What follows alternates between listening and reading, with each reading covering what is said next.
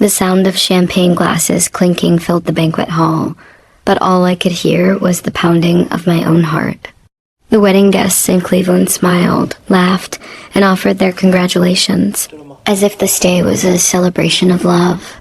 I sat there in my white dress, my face frozen into a polite smile, but inside I felt like a bird trapped in a gilded cage. My hands trembled as I clutched the bouquet, and I kept reminding myself not to cry, not here, not in front of everyone. I had dreamed of weddings as a little girl, but not like this. Not with Richard Cole. He was a man twice my age, a wealthy owner of a transportation company, respected in the city, but whispered about behind closed doors. He smiled at me as if he owned me already, his eyes calculating, sharp, assessing every move I made. To the people around us, he was a generous businessman who provided jobs and stability in a town that had lost so much. To me, he was a stranger who had barged into my life, claiming a role I never wanted him to have. My mind drifted back to my childhood, to the moments that had led me here. My parents had vanished from my life before I even understood what family truly meant. My father ended up in prison after violent crime.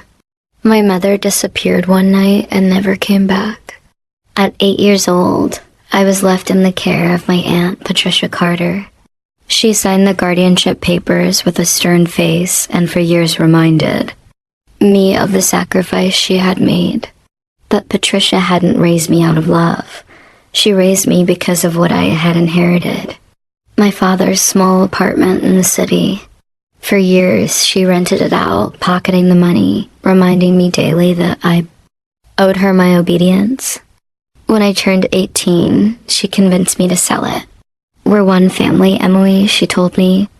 We'll build a bigger house together with more space, a better life. Trust me, naive and desperate for approval. I agreed. The apartment was gone within weeks. The money disappeared into her hands, and the promised house was never built. Suddenly, I had nothing, not even a legal address. Patricia made it clear without her I would be homeless. That was when Richard Cole appeared. He had noticed me at his company's office where I worked as a secretary, one of the few jobs available in Cleveland's shrinking economy. At first I tried to avoid him. His gaze lingered too long. His compliments felt more like commands. I thought about quitting, but Patricia wouldn't hear of it. "Do you realize what kind of chance this is?" she hissed one night. "A man like Richard Cole doesn't look twice," said just anyone. "Don't you dare walk away from this. If you leave, you'll be out on the streets. I won't keep feeding you for free." Her words stung. 12 years of living under her roof, and not once had she treated me like family. She had groomed me for this moment, selling me off like a bargaining chip. Friends at work pulled me aside, whispering warnings. "Don't do it, Emily. You've heard the stories, haven't you? His first 2 wives ended up in psychiatric hospitals. No one knows exactly what happened, but it wasn't natural." Their faces were etched with concern, but what could I say? That I had nowhere else to go? That my so-called aunt would sooner lock me out of her house than let me follow my own heart? So I sat there at the wedding banquet, smiling for the cameras, pretending to be the happy bride. I could hear Patricia laughing with the guests, soaking in their praise, as if she were the one who had secured this future. Richard placed his hand over mine, his grip firm, possessive. To everyone else, it was a gesture of affection. To me, it felt like chains tightening around my wrists. That night, I walked out of the banquet hall as Mrs. Richard Cole, but in truth, I felt like a prisoner being escorted into a life sentence. I wasn't stepping into a marriage built on love. I was stepping into the beginning of a nightmare. Richard's mansion stood on the edge of Cleveland, tucked behind tall iron gates and lined with stone walls that seemed more like a fortress than a home. As we drove up the long driveway, I felt the weight of silence pressing against me. Inside the house, smelled faintly of polish and old leather. Chandeliers glittered overhead, the kind of wealth people in my neighborhood only saw in magazines. He guided me through each room with a soft smile, pointing out the library, the dining hall, the balcony overlooking the frozen garden to anyone else. It might have looked like the life of dreams. To me, it felt like walking deeper into a labyrinth I would never escape. Richard's tone that evening was unusually gentle. He poured me a glass of wine, told me I looked beautiful, brushed a strand of hair from my face. For a moment, I wanted to believe maybe the warnings had been exaggerated, that perhaps my new husband wasn't as cruel as people whispered. He held my hand and said, "You'll never have to worry again. You're safe with me now." But the way his eyes lingered on me, sharp, assessing, almost predatory, made my stomach twist. When it was time to go upstairs, he led me not to a warm bedroom filled with flowers or soft blankets, but down a narrow hallway that grew darker with every step. He unlocked a heavy oak door and gestured for me to go inside. I froze the second I saw it. The room was bare, the walls painted gray, and in the center stood a metal-framed bed. Chains hung from the posts, coiled like snakes waiting to strike. A leather whip rested across the sheets, its shadow stretched long in the dim light. I shook my head, backing toward the door. "No, what is this?" Richard's smile sharpened. "This is where we begin," he whispered. "Every wife must learn her place." His voice was low, steady, with a certainty that chilled me more than shouting ever could. Panic rushed through me. I turned and bolted. He reached for me, his hand brushing my arm, but I tore free, running blindly through the halls until I found the front door. My bare feet slapped against the marble, the satin hem of my gown catching on the stair rail. I grabbed a robe from a chair near the foyer, slipped into my house slippers, and ran out into the freezing night. The cold hit me like a wall, but fear propelled me forward. I climbed the gate, scraping my palms, my breath ragged as the metal dug into my skin. My gown ripped along the edge of the iron, but I didn't care. I landed hard on the other side, my legs trembling, and sprinted into the empty streets. I didn't know where else to go but back to Patricia's house. The lights were still on, even though it was past midnight. As I approached, ready to pound on the door, I froze at the sound of voices drifting through the window.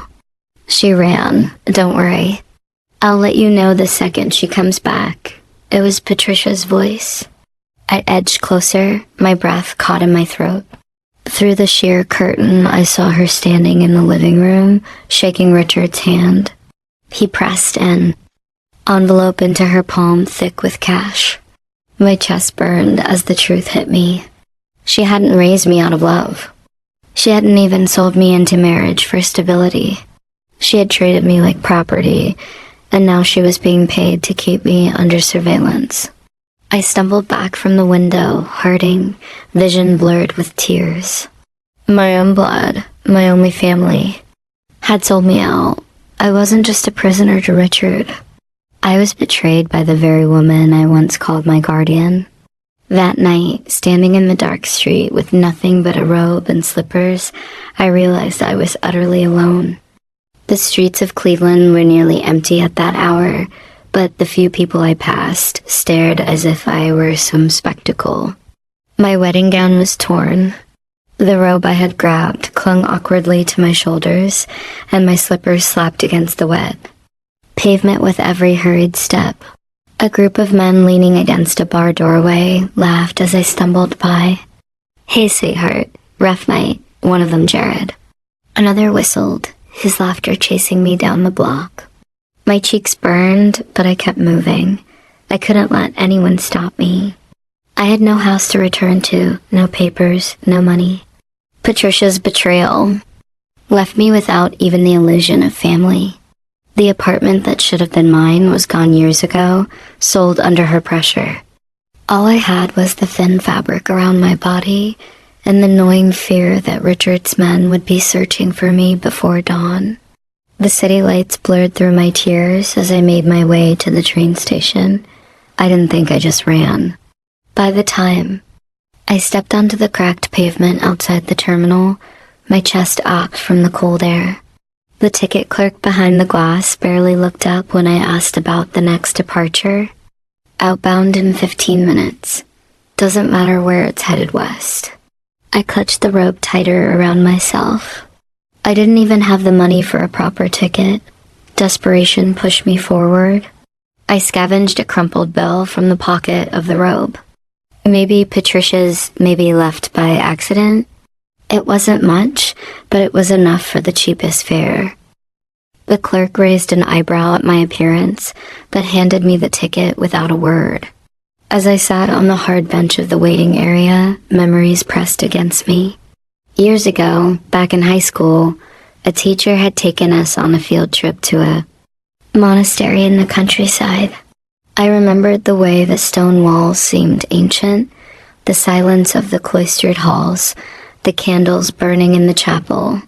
Back then it had seemed strange and lifeless. But now, in my mind, it became something else entirely.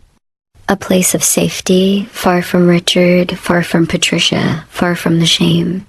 When the train finally pulled in, I climbed aboard with trembling hands. The carriage was nearly empty. I pressed myself into the corner of a seat, trying not to draw. Attention. The train lurched forward, carrying me out of the city lights and into the dark sprawl of the Midwest night. The clatter of the wheels on the tracks became a rhythm, almost like a heartbeat that wasn't mine. Steady and strong, urging me to keep breathing. Hours passed in a haze.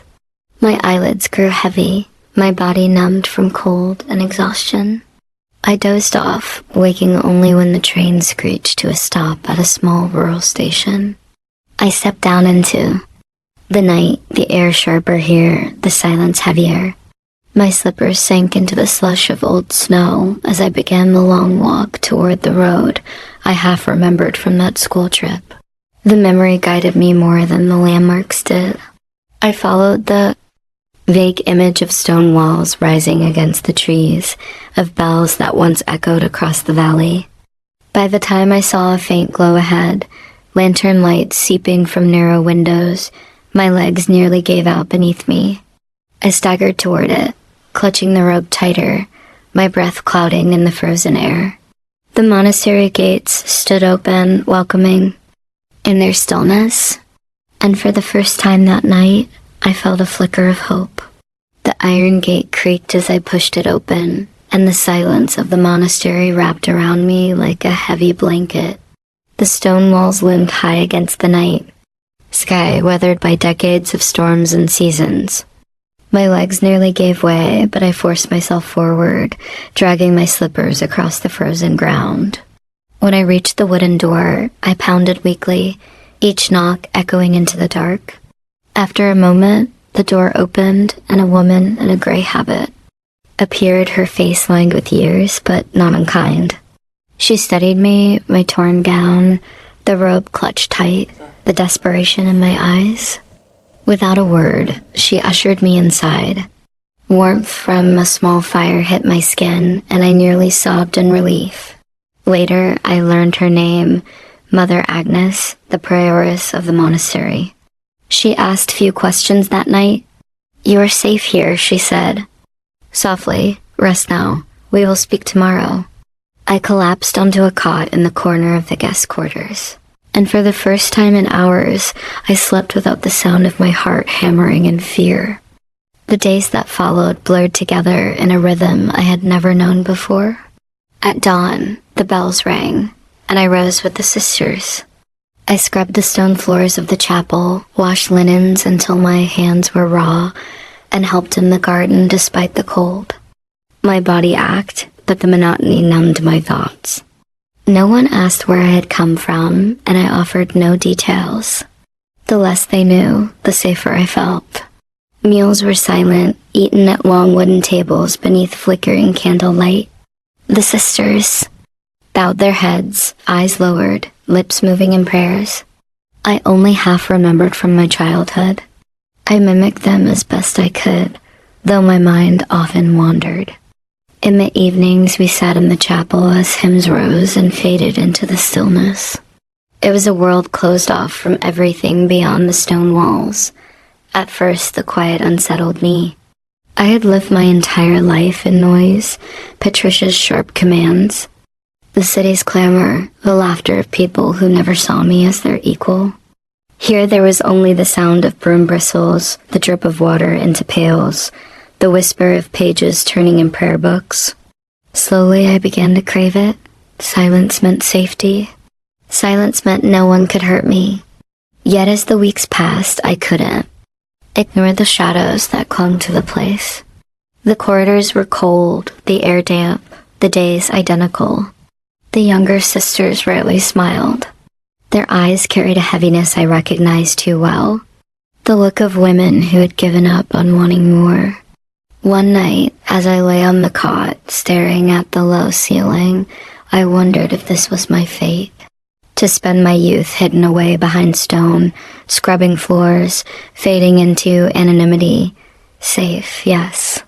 Untouched by Richard's cruelty, shielded from Patricia's betrayal. But at what cost?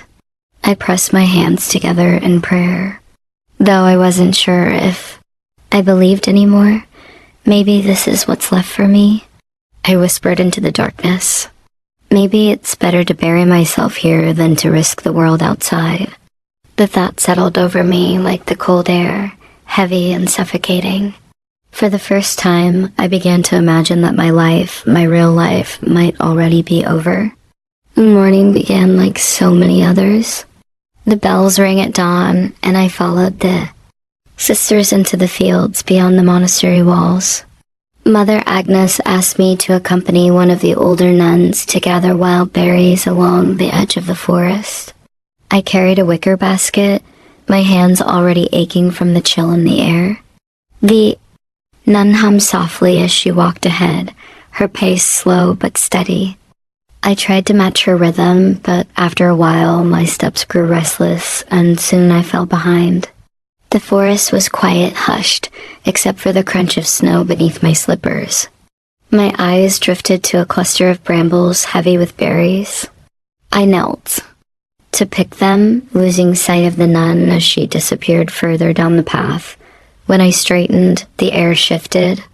A branch snapped somewhere deeper in the trees. I turned quickly, my breath caught in my throat. From between the trunks stepped a man, thin, disheveled, his clothes torn, his face gaunt with exhaustion. His eyes locked on mine, wide and desperate. He raised his hand slowly, as though to show he meant no harm. "Please," he rasped, his voice raw, cracked with thirst. Water, anything. Every instinct screamed at me to run, but my legs refused to move. I stared at him, frozen, clutching the basket to my chest. He must have seen the fear in my eyes because he lowered himself to his knees, his palms pressed against the snow. "I'm not here to hurt you," he said. "My name is Daniel Hayes. I escaped from prison." The word sent a shiver down my spine. My mind flashed with headlines about convicts, criminals, dangers lurking in the woods. I took a step back, ready to bolt, but then he lifted his face, and for a moment I saw something different. Not the menace I expected, but a raw human desperation. "I didn't do what they said," he continued, his voice breaking. "They framed me. Richard Cole, he set me up. The charges armed smuggling. They weren't mine. He needed someone to take the fall. And I was convenient. The name hit me like a blow. Richard, even here, miles away from Cleveland, his shadow stretched long enough to find me. I swallowed hard, torn between fear and something else. Could this man be telling the truth? His hand shook as he tried to rise, but his body gave out, collapsing back into the snow. He looked so fragile, as though the forest itself might swallow him whole if no one intervened. Against my better judgment, I set the basket down and reached into the small flask I carried. I knelt beside him, holding it out with trembling hands. He drank greedily, water spilling down his chin, his eyes closing in relief. That evening, I returned to the monastery, my heart heavy with conflict. But as night fell, I found myself sneaking into the kitchen, gathering scraps of bread and a worn blanket. I slipped through the gates back into the forest where Daniel waited. He accepted the offering with gratitude, his eyes meeting mine in a way that felt disarming. In those eyes, I saw no cruelty, no manipulation, none of the cold calculation I had learned to recognize in Richard. Instead, I saw honesty even in his brokenness. And for the first time in years, I felt something stir within me, something fragile, unfamiliar, a flicker of trust, maybe even hope. The monastery bells marked the passing of days, but inside me, time moved differently. Each morning, I woke before dawn, followed the sisters through prayers and labor, and told myself, I was safe here. No one knew me, no one asked questions, and no one would dare cross the gates looking for Richard's runaway bride. Safety should have been enough, but after meeting Daniel in the forest, silence no longer felt like peace. It felt like hiding. I tried to bury myself in the routines. I scrubbed harder, prayed longer, kept my eyes lowered, but my thoughts drifted constantly to him. His hollow cheeks, the urgency in his voice when he swore Richard had framed him, the way his gratitude softened his exhaustion when I brought him food. Each evening I wrestled with myself. Was I helping a dangerous man, or was I the only one? Who saw his truth? The secret meetings became more frequent. I would slip away after Vespers, clutching a bundle of bread, sometimes fruit or an extra blanket. Daniel always waited where the trees grew thick, his body half hidden in shadow. At first he kept his distance, speaking little more than thanks, but gradually our conversation stretched. He told me about his life before prison, how he had worked in logistics, how Richard Cole had been his superior, how he stumbled into the wrong deal at the wrong time. Richard needed a scapegoat, he said bitterly one night, his breath rising in the cold air. He had the money, the connections. I had nothing. I was easy to bury. The fury in his voice frightened me, but I understood it too well.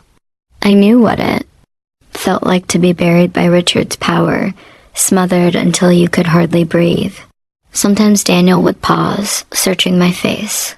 You don't belong behind those walls, Emily. You're not meant to disappear into silence.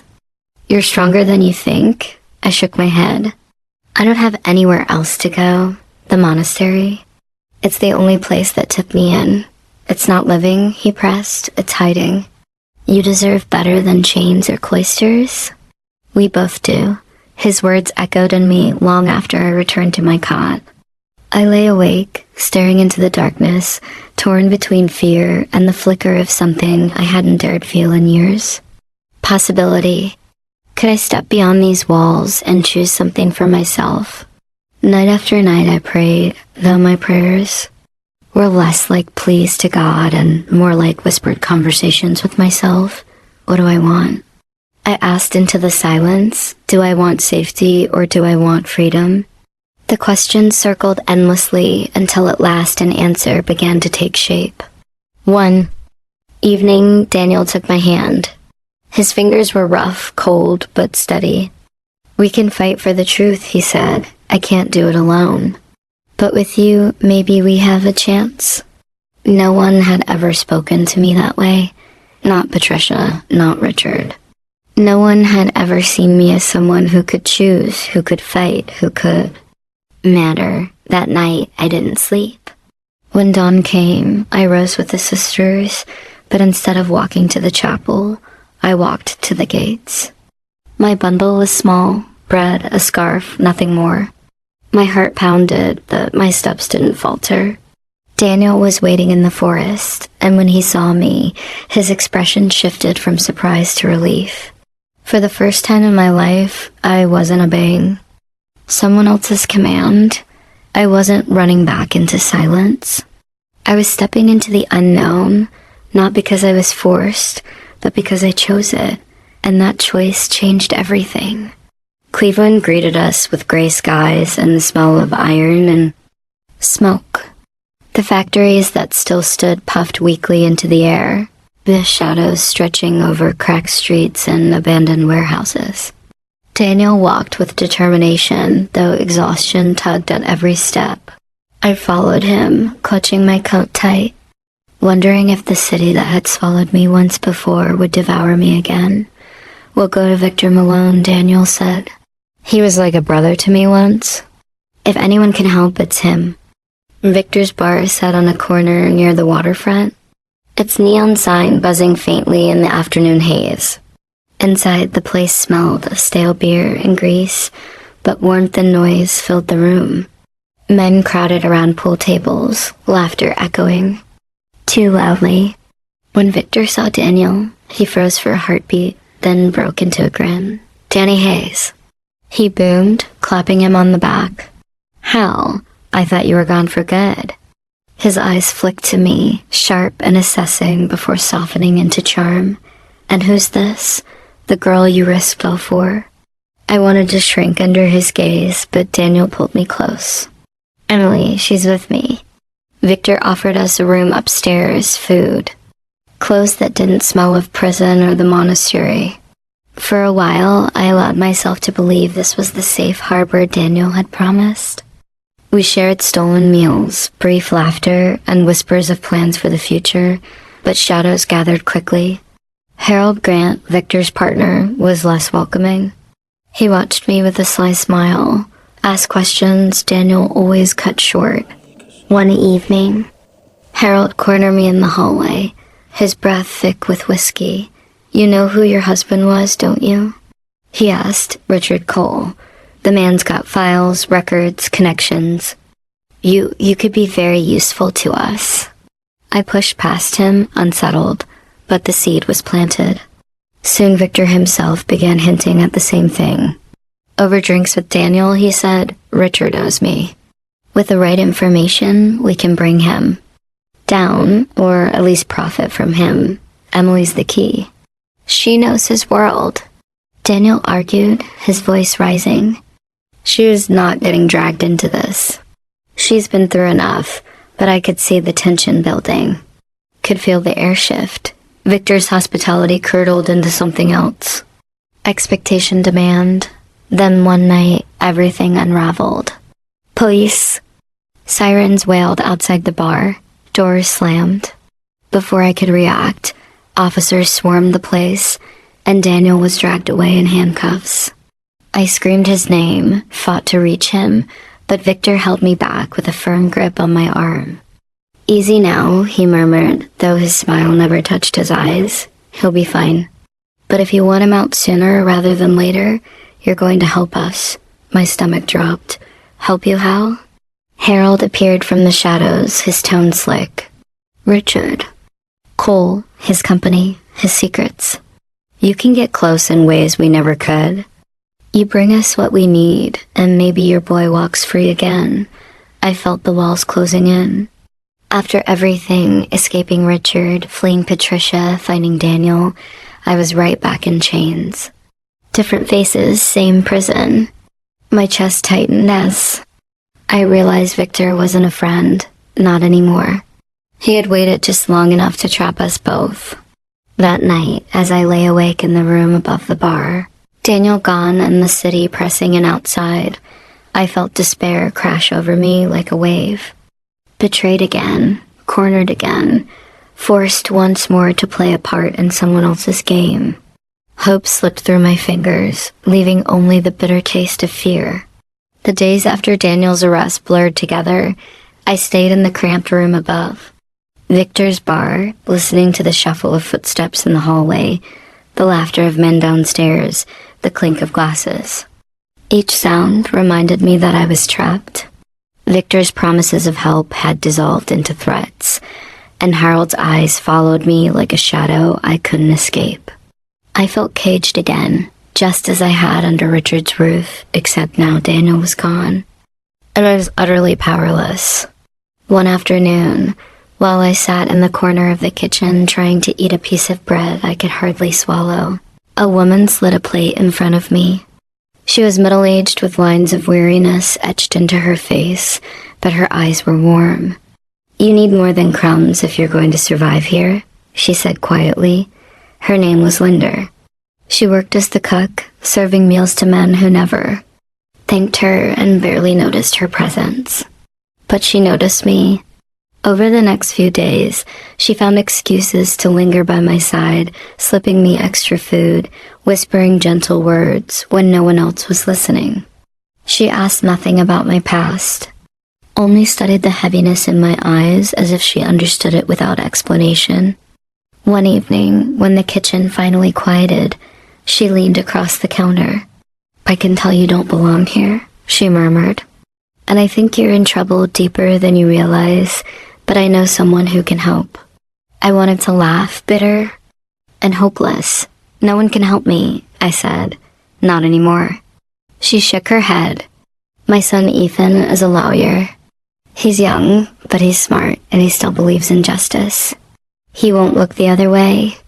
Her words sparked something I hadn't felt in weeks, doubt and my despair. Could there really be someone willing to fight for us? The next day, Linda arranged for me to meet him. Ethan Moore was nothing like the men who surrounded Victor. He carried himself with quiet confidence, his suit a little worn but neat, his handshake firm. His eyes met mine without judgment. "My mother told me enough to know you're in danger," he said. "Tell me about Daniel." For the first time, I recounted everything. The trap Richard had set, the false charges, the escape, and the betrayal that led us back here. Ethan listened without interruption, only nodding as I spoke, his jaw tightening when Richard's name surfaced. When I finished, he leaned forward. "If Daniel was framed, we can prove it, but I'll need your cooperation, and you'll need courage. Can you manage that?" My throat tightened. Courage? The word felt foreign, but the way he spoke made it seem possible. "Yes," I whispered for Daniel. "Yes." Within days, Ethan arranged visitation at the jail. I saw Daniel through the thick glass, his eyes tired but fierce when they found mine. I pressed my hand against the cold barrier, wishing I could reach him. "We're not done," I said. "We're going to fight this." And for the first time since I had fled Richard's house in the dead of night, I believed it.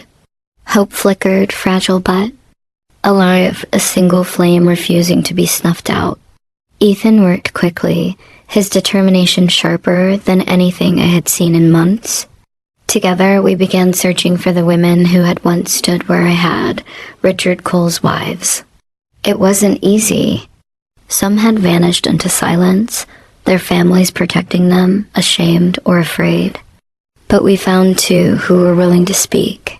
The first lived in a small assisted living facility on the outskirts of the city. Her hands trembled as she poured tea, her voice low, halting. "He destroyed me," she whispered, her eyes unfocused as though still trapped in the past. "The things he did, the things he made me endure. They said I was crazy, but I wasn't. He wanted me out of the way." Her medical records told the rest. Injuries consistent with abuse, hospitalizations that began the moment she married him. The second woman was more defiant, though her face carried the scars of what she had survived. "Richard Cole is a monster," she spat. "Everyone in Cleveland knows it, but no one dares say it. He pays, he threatens. He ruins anyone who stands in his way. You want proof? I'll give you proof." She handed Ethan copies of documents she had hidden. Receipts, photographs, even a diary filled with entries that painted a clear picture of Richard's brutality.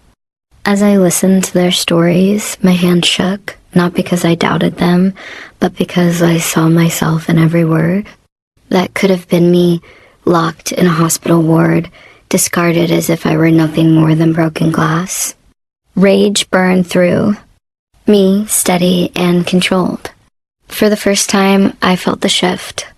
No longer a victim cowering in shadows, but someone gathering weapons of truth. Ethan compiled everything, page after page, until we had a stack of evidence thick enough to crush the lies Richard had built his empire on. Then he looked at me. "It's time," he said.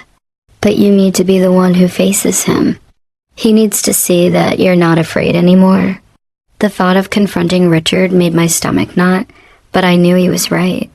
So one cold evening, Ethan arranged the meeting. We walked into Richard's office, the walls lined with polished wood, the air heavy with the scent of money and power. He sat behind his desk, smirking as if we were nothing more than nuisances. But when Ethan spread the files across the desk, Richard's smirk faltered. He flipped through the photographs, the hospital records, the sworn testimonies. His hands tightened on the pages, his knuckles white. "You think this will hold up?" he sneered. But his voice lacked its usual confidence. I leaned forward, meeting his eyes. "I don't think, Richard." "I know, and if you don't cooperate, if you don't help reopen Daniel's case, every word, every photograph, every bruise will be dragged into the light. Your name, your company, your legacy, it will all burn." For the first time, I saw fear in his eyes. Real fear. He looked from me to Ethan back again. And then he leaned back in his chair. Defeated. "Fine," he muttered. "I'll make the calls. I'll do what you want." In that moment, standing across from the man who once held my life in his fists, I felt something shift inside me. One had been his possession, his victim, his discarded bride. Now he's the one holding power. For the first time, Richard Cole bowed his head, and for the first time I tasted revenge, not wild or vengeful, but sharp, precise, like justice finally breathing. The weeks that followed felt like moving through a storm. But this time, I wasn't being carried away. I was steering. Ethan filed petitions, presented the evidence, and pressed every contact he had. One by one, the pieces of Richard's carefully built image began to crack. His name, once spoken with respect in Cleveland's business circles, was now whispered with suspicion. Articles appeared in the papers, rumors spread, and doors that had always opened for him began to close. At the same time, Daniel's case was finally reopened. I attended every hearing, my heart in my throat, my hands trembling in the cold air of the courthouse. Ethan argued with a fire I had never seen before, laying out each document, each testimony, each truth that Richard had buried. And for once, people listened. For once, Daniel's voice was not drowned out by money and power. The day the judge announced the decision, I could hardly breathe. In light of new evidence, he said, the conviction of Daniel Hayes is overturned. He is hereby declared innocent and released. The words washed over me like sunlight breaking through heavy clouds. Tears blurred my vision as the bailiff opened the gate and Daniel stepped forward, free at last. I ran to him, and for a moment the world disappeared. His arms closed around me, warm and solid, and I pressed my face into his chest. "We made it," I whispered, though my voice cracked. "We survived." Behind us, Richard's empire crumbled. He tried to salvage his reputation, but the weight of truth was too heavy. His business partners withdrew, his name became poison, and his influence faded. Patricia, too, vanished from my life. I heard whispers that she had taken what little she had and left town, unwilling to face the shame of her betrayal. I didn't care where she went. For the first time, I was free from her chains. Daniel and I walked out of the courthouse together, hand in hand. The air was sharp, the Ohio wind biting at our faces, but I had never felt more alive. Snow flurry swirled in the late afternoon light, and I leaned into him, savoring the warmth of his presence. For so long, I had known nothing but fear, betrayal, and silence. Now I knew hope. We stood there on the courthouse steps, not talking about the future, not making promises we weren't ready to keep. Instead, we simply held each other, as if our very survival was proof enough. the road ahead was uncertain. Jobs, homes, a life rebuilt from ashes, but none of it seemed impossible. Not with Daniel's hand clasped in mine. "I don't know where we'll go from here," I admitted softly, watching our breath rise in the winter air. Daniel pressed a kiss against my hair. "Wherever it is, we'll go together." And that was enough. Because even after betrayal from blood and the cruelty of men who thought they owned the world, we had found something worth holding on to. Love, justice, the strength to rise again. No matter what waited in the years to come, I believed now truly that we would face it side by side.